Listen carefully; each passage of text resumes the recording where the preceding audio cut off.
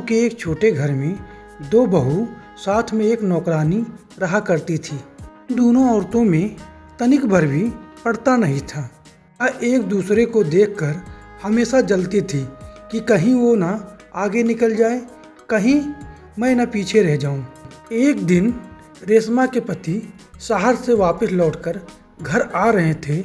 तभी ये बात रेशमा को पता चलता है कि मेरे पति शहर से घर वापस आ रहे हैं। अब रेशमा अपने पति के लिए घर को अच्छी तरह से सजाती है और उनके लिए अच्छा अच्छा पकवान बनाकर तैयार करती है। अभी शीतल कमरे में बैठी थी, उसे यह सब देखकर बर्दाश्त नहीं हुआ। वह अपने पति के पास गई। देख रहे हो जी, कल पकौड़ी खाने को मन कर रहा था तो उसे बनाने का मन नहीं था। आज उसके पति आ रहे हैं तो उसे बहुत जांगर हो गया है। अरे तुम पागल तो नहीं हो? उसका तबीयत खराब है इसलिए नहीं बनाई। तुम इतना बकवास क्यों करती हो? सब शीतल को बर्दाश्त नहीं हो रहा था। वह किचन में गई और पकौड़ी उठाकर खाने लगी। अरे दीदी, अभी पकौड़ी तैयार नहीं हुआ, आपने पहले खाना क्यों शुरू कर दिया?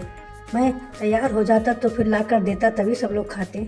इसमें दिक्कत क्या थी? तुम बकवास मत करो, तुम्हें समझ में नहीं। तुम्हें बनाना तो बना, कल बनाने को बोले तुम्हारी नाटक सोच रही थी।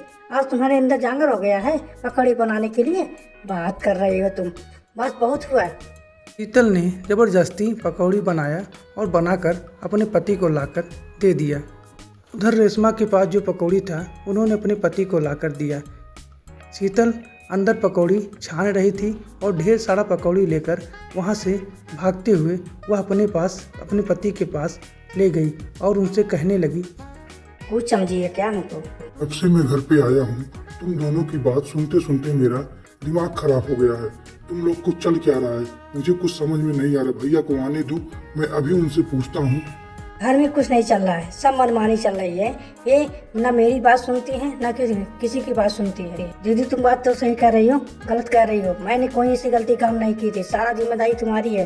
तुम घर से काम नहीं करती हो और सारा आरोप मेरे पर लगाती हो। आज शीतल को बर्दाश्त नहीं हुआ, उसने पकौड़ी उठाकर पलट दी।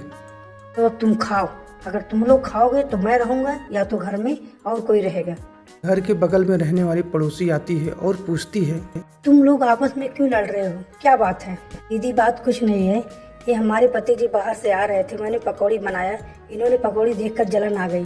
तुम इतनी विद्वान हो, तुम इतनी गलती क्यों करती हो? कोई उसका पति बाहर से आया हुआ है तो अपने पति के लिए बना रहा था, तुम्हें इतनी दिक्कत की क्यों होती है बताइए? इतनी पढ़ी लिखी हो उसके बाद भी गंदी वाली बात करती हो। अब तुम दोनों एक साथ रहो और एक साथ जाकर पकौड़ी को बनाओ और सब लोग एक साथ बैठकर खाओ। घर में जब तक शांति रहेगी तो घर का विकास होगा, अगर शांति हटी तो घर का नाश होना तय है।